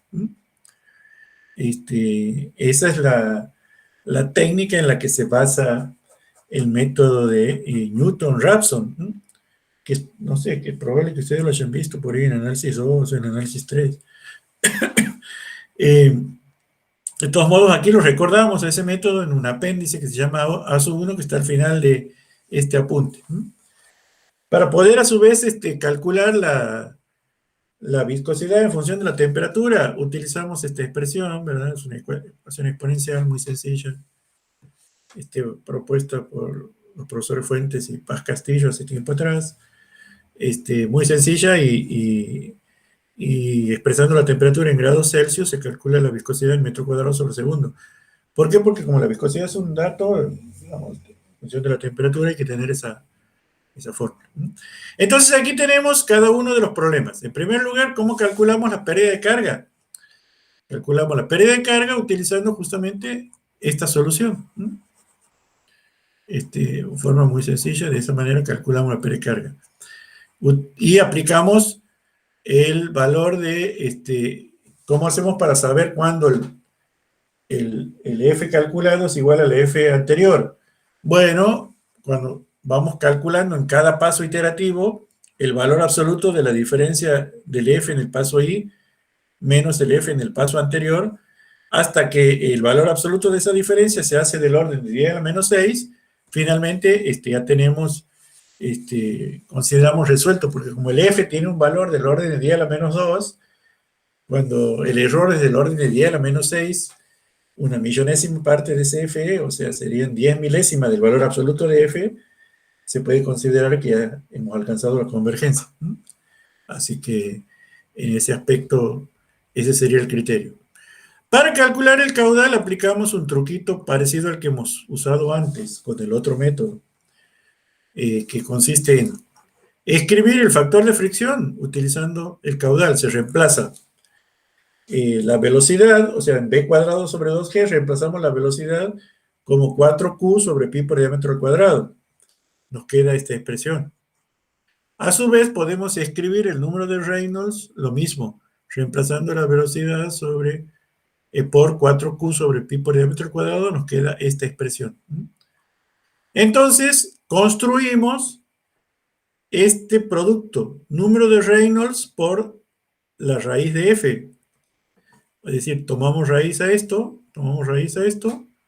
y lo multiplicamos por esto que está aquí. O sea, hacemos 4Q sobre pi por nu por d, que sería el número de Reynolds, por la raíz de f sería la raíz de esto que está aquí, ¿verdad? Bueno, digamos, procesando algebraicamente, nos queda esto que está aquí, que está todo expresado en función de los datos del problema. Porque el diámetro es un dato, la pérdida de carga es un dato, y la pérdida de carga por unidad de longitud es un dato, porque la longitud también es un dato. Entonces nos queda esta expresión que está aquí, le vamos a llamar B.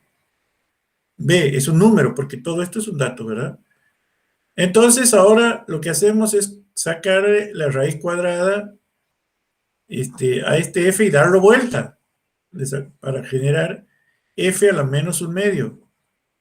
Es la raíz cuadrada de este f dado vuelta. O sea, esto que está aquí dado vuelta es esto que está aquí, ¿verdad? Q sobre la raíz cuadrada de g por ese f por d a la quinta, todo eso elevado al medio. Y bueno, ustedes saben que la raíz de 8 se puede racionalizar como 2 raíz de 2 sobre pi, ¿verdad? Entonces ya tenemos f a la menos un medio. Reemplazamos dentro de la ecuación de Colebrook y White y nos queda esta expresión, con lo cual tenemos un valor explícito para el caudal, porque todo lo que está aquí adentro es dato. B era un dato que ya lo habíamos calculado antes aquí en la ecuación 34, y ya está el caudal en forma explícita. Así que de esa manera se calcula muy, muy sencillo y evita el uso de un ábaco, de un diagrama que tiene un error, ¿no? Porque en forma analítica rápidamente ya podemos encontrar el caudal. El problema más complicado era el problema de calcular el diámetro el diámetro de la tubería, ¿sí? El problema de dimensionamiento, o sea, el problema tipo 3. Lo que hacemos es combinar la ecuación de Darcy-Weisbach con la ecuación de continuidad, y de ahí despejamos el diámetro. Tenemos expresado el diámetro como una función potencial del factor de fricción. ¿Por qué? Porque todo esto que está aquí elevado a un quinto está en función de los datos. Le podemos llamar A. Le podemos llamar A. O sea, el diámetro va a ser un parámetro A multiplicado por el factor de fricción a un quinto, pero el factor de fricción no lo conocemos. Pero, a su vez, podemos expresar el número de Reynolds en función del factor de fricción. ¿Por qué? Porque lo expresamos en función del diámetro.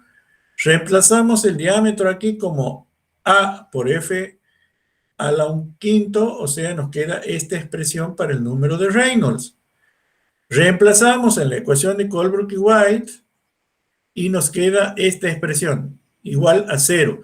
Fíjense ustedes que la única incógnita de esta expresión es el factor de fricción F. El factor de fricción F es la única incógnita. ¿Por qué? Porque K es un dato, Q es un dato y A es un dato que lo podemos calcular en función de esta expresión. Entonces nos queda una función phi sub d de f igual a 0, cuya solución nos va a dar el factor de fricción. Una vez que resolvamos el factor de fricción, ¿verdad? Lo vamos a reemplazar aquí y vamos a calcular el diámetro. Pero tenemos que ser capaces de calcular la derivada de esta ecuación. Bueno, la derivada de esta ecuación es esta que está aquí. Bueno, también es un problema de análisis 1 muy sencillo, ¿no? Porque la derivada también de una función potencial más una función logarítmica, y aquí tenemos función de función, con la diferencia respecto a la anterior que el f aparece en los dos términos, pero cada uno de los términos aparece como si fuera una potencial, o sea que la derivada se hace muy sencilla y aquí está, digamos, para ahorrar el trabajo ya está calculada aquí esa derivada, ¿verdad? Y calculamos con el método de Newton-Raphson el factor de fricción. Una vez que obtenemos el factor de fricción calculado por el método Newton-Raphson, lo reemplazamos aquí y determinamos el diámetro. Estos algoritmos que se encuentran aquí en este apunte son los indicados como los más sencillos, ¿verdad?, para ser implementados en un programa computacional, ya sea usando Excel o usando MATCAD o cualquiera de esos.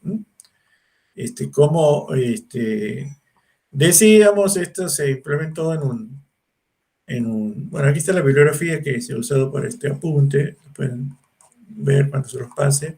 Aquí está el apéndice con el método Newton-Raphson, aquí está el apéndice, y aquí está el programita computacional, está escrito en BASIC, es un programita de computadora, muy fácil. O si ustedes lo quieren hacer en otra cosa, bueno, aquí está el diagrama de flujo para calcular el procedimiento del método de Newton-Raphson, ¿no? Tiene un bucle de iteración aquí hasta que converge. Una vez que converge se sale, ¿verdad? Y se determina, digamos, la solución, ¿no? Es un programita, es un diagramita de flujo muy, muy sencillito, ¿verdad? Que nos permite aplicar este algoritmo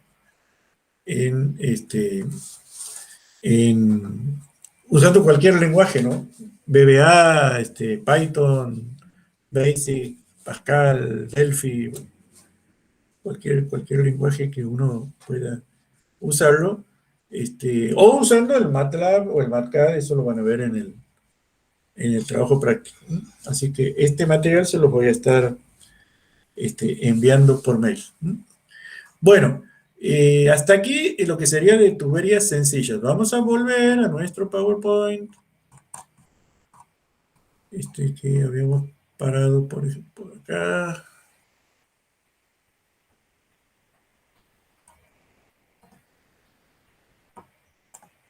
Aquí. ¿Qué es lo que pasa en tuberías combinadas? Cuando uno diseña una red de agua potable, o cuando uno va a diseñar tuberías, muchas veces cuando va distribuyendo el agua ocurre que va habiendo consumos en ruta que hacen que, bueno, puedo llevar un tramo con un diámetro, pero a partir de los consumos, como el caudal va disminuyendo, llega un momento en que ya no necesito un diámetro más grande y lo puedo achicar. O sea, puedo ir cambiando el diámetro, ¿verdad? Y puedo tener una longitud de tubería de 2 diámetros, ¿no?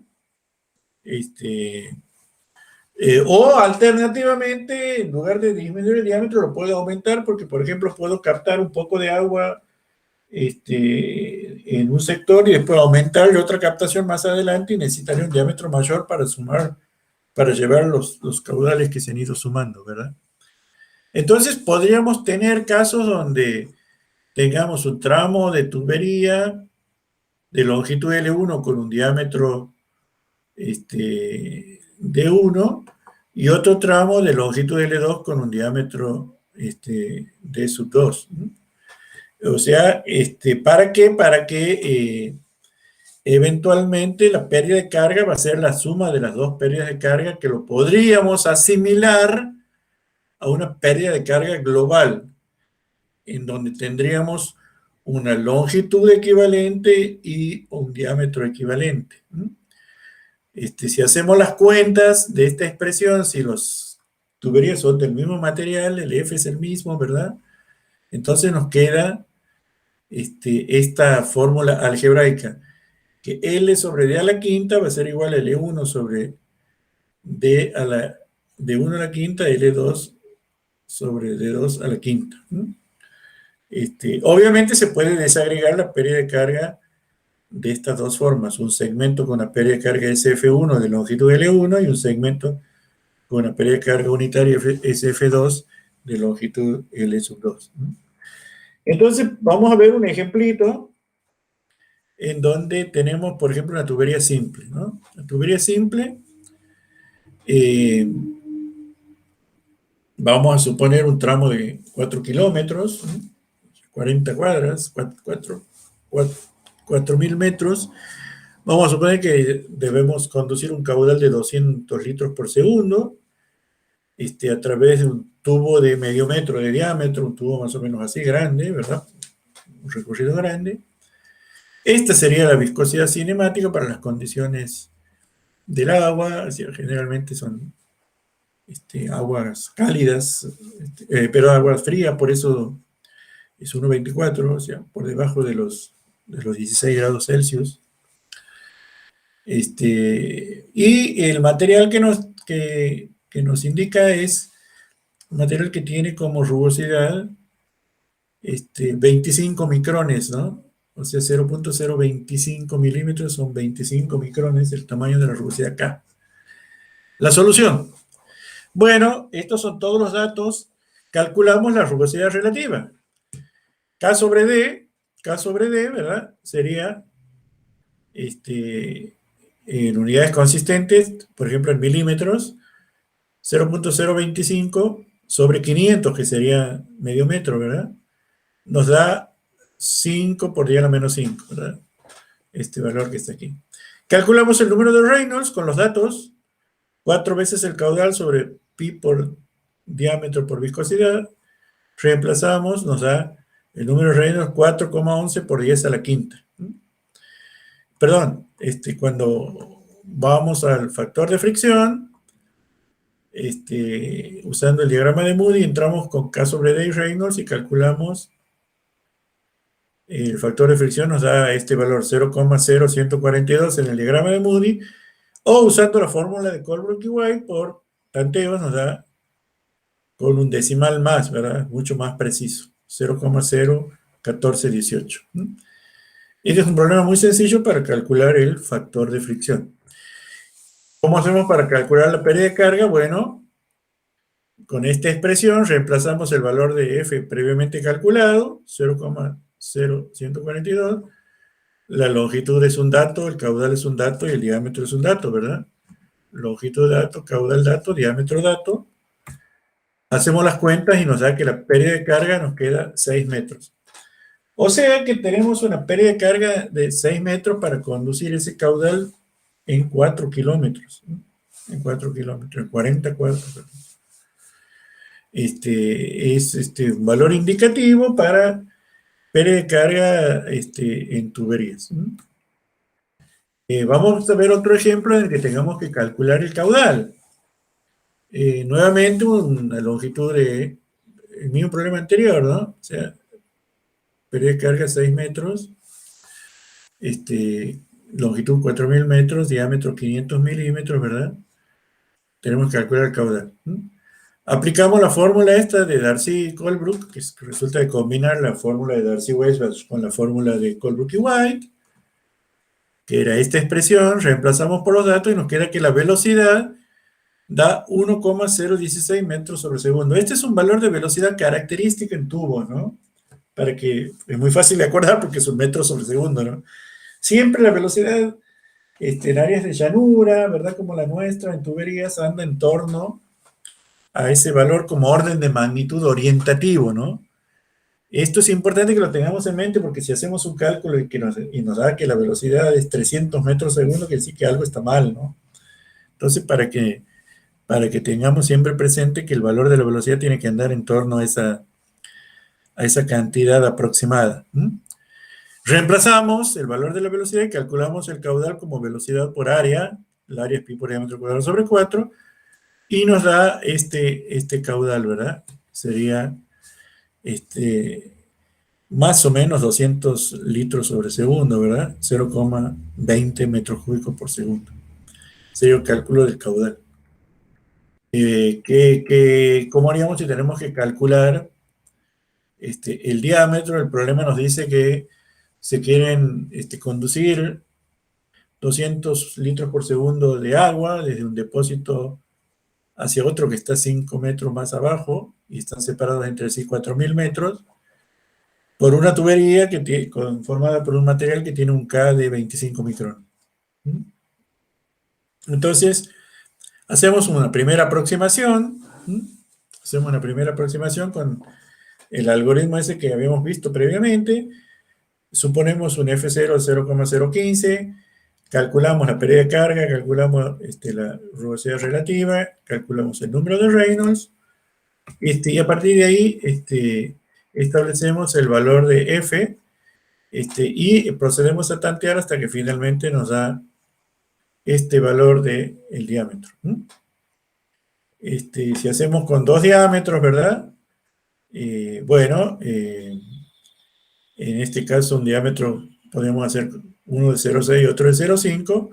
Bueno, despejamos de aquí las longitudes que nos debería dar para calcular en función de esos dos diámetros cuáles serían cada una de las longitudes para cada diámetro. Bueno, hay como la fórmula de Colbert y White es implícita,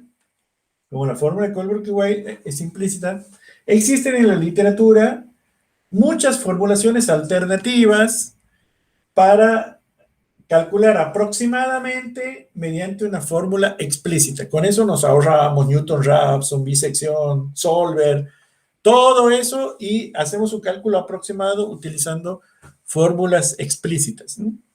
En la literatura hay muchísimas, yo aquí les muestro solamente algunas, que han sido publicadas hace mucho tiempo y que han sido muy perfeccionadas en los últimos años, porque los errores de las fórmulas iniciales eran muy altos. Esta fórmula de Moody, que se publicó en el año 47 y que es muy imprecisa, no se recomienda el uso. Y están estas tres que son muy parecidas entre sí. Está esta fórmula de Churchill, se publicó en el año 73. Está esta fórmula de Barr, que se publicó en el 75. Y está esta fórmula de Swain y Jane, que se publicó en el año 76. Fíjense que en 3 años aparecieron publicadas estas tres fórmulas que son muy parecidas entre sí. Se ha reportado en la literatura que estas fórmulas dan errores para el factor de fricción del orden del 2%. Hay otras que dan errores mucho menores, como son estas tres que están aquí. Estas dan errores del orden del 0,5%, el 0,5% más o menos. Está en esta fórmula de Sigrand y Sylvester, que es esta que está aquí, esta fórmula de Holland, que es esta que está aquí, y esta fórmula de Chen, un autor chino, que es esta que está aquí. Estas fórmulas, estas tres son mucho más precisas que estas tres. Esta no, la pone como una fórmula histórica, pero no se usa, ¿no? No se usa. Entonces estas son mejores. Y hay algunas mucho más nuevas, como esta de estos autores griegos que se publicó hace unos 10, 11 años atrás, que son estos autores Papa Evangeliou, Evangelides y Simopoulos, que tiene esta forma un poco más fea, ¿verdad? Más farragosa para trabajar, pero bueno, una vez que uno la escribe en una celda de Excel es mucho más sencilla. Y fíjense ustedes que los datos experimentales en función del error, para todo el rango de número de Reynolds que se utiliza en la práctica desde 2000 en adelante, perdón, desde 4000 en adelante para el régimen turbulento, el error que nos da, ¿verdad? Está entre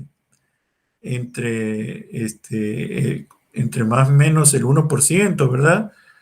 Y en algunos casos todavía mucho más chico, ¿no?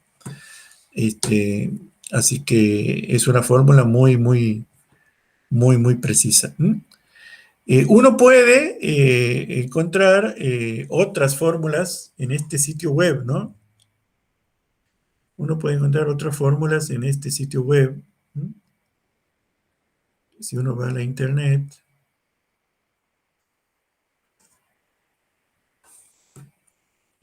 vamos a copiar.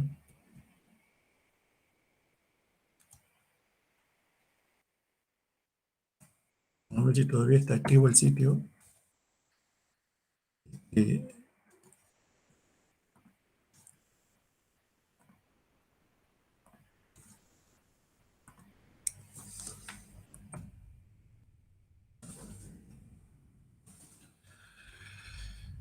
si uno va a la internet, al sitio este Wikipedia, que es muy usado, ¿verdad? Entonces aquí va a encontrar una tabla muy extensa que se va, lo que tiene Wikipedia, ¿verdad? Es una enciclopedia de acceso libre y de acceso abierto, o sea que se va permanentemente actualizando, ¿verdad? Entonces uno puede encontrar que en los últimos meses o en los últimos años han sido adicionadas muchas otras fórmulas, ¿no? Entonces aquí hay una tabla de aproximaciones al factor de fricción. La única diferencia para que lo tengan en cuenta con respecto a nuestra nomenclatura es que para lo que nosotros usamos K, estos autores utilizan epsilon, ¿no? Hay que reemplazar epsilon por K nada más para caer en nuestra nomenclatura. Bueno, aquí está la fórmula de Moody que la vimos recién. Está esta de Wood, ¿verdad? De Swaimi, Jane, de Churchill, de Jane. Bueno, un montón de otros autores, de Barr, de Haaland, de Sylvester. Y hay muchos otros autores, fíjense la cantidad de fórmulas que hay. Aquí están las de los griegos que vimos recién, ¿verdad?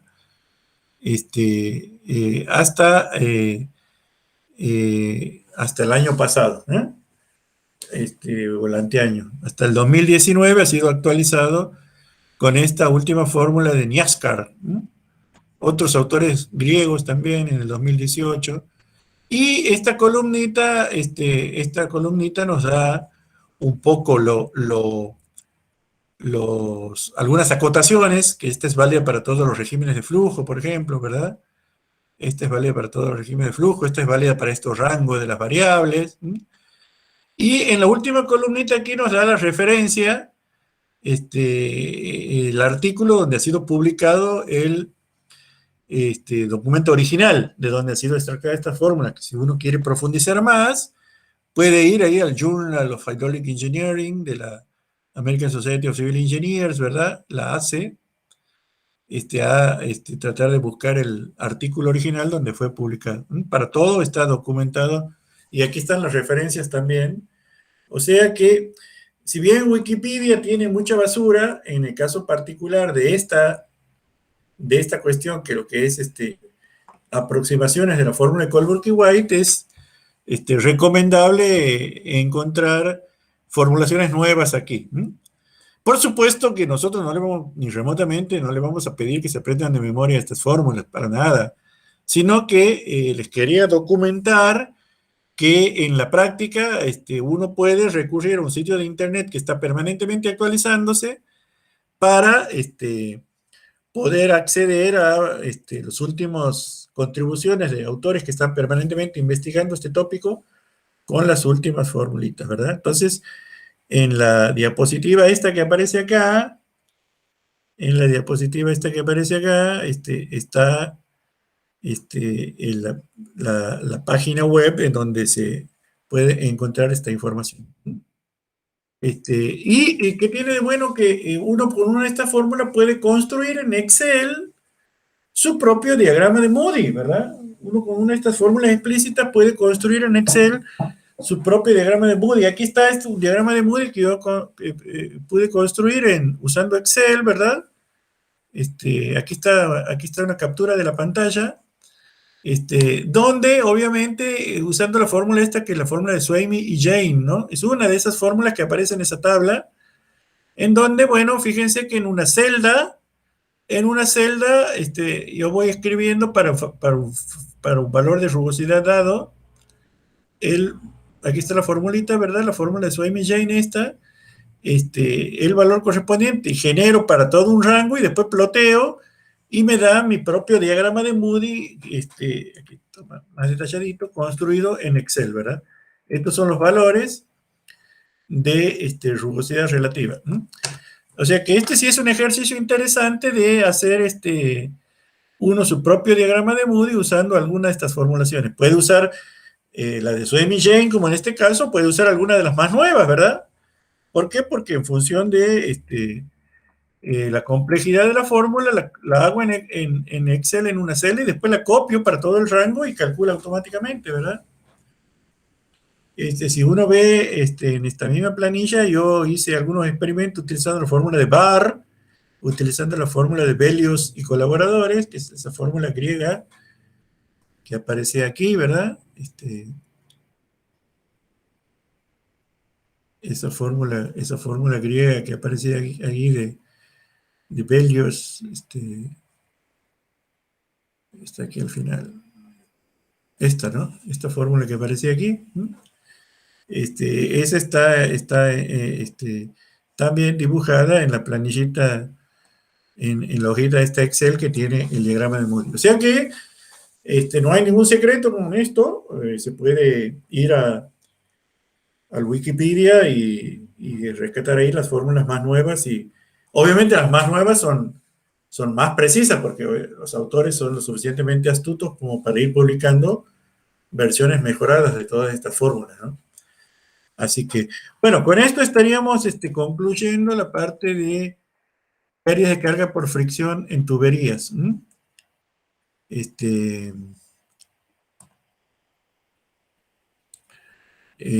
sé si tienen alguna duda, alguna consulta. Yo les voy a mandar el PowerPoint y les voy a mandar el apunte ese que les mostré, y como verán en la última diapositiva del PowerPoint, tienen el enlace para acceder a la página web donde están todas las otras fórmulas. ¿Al cubo lo sube, Inge? Sí, se las mando por mail y también lo van a subir. Juan Cruz Cierto, por mail. Sí. Sí, pero lo mismo va a estar en el CUB.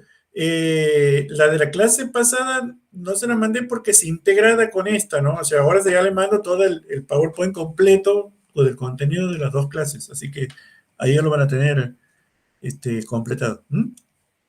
Bien. ¿Estamos? ¿Listo, Inge? Muy bien, nos vemos la próxima clase, que ahí vamos a ver pérdida de carga localizada, que es otro tema de interés para resolver problemas de tuberías. ¿Estamos? Bueno, Inge, buenas tardes, hasta luego. Que tengan buenas tardes, chicos. Hasta luego. Luego. Adiós. Nos vemos, Inge.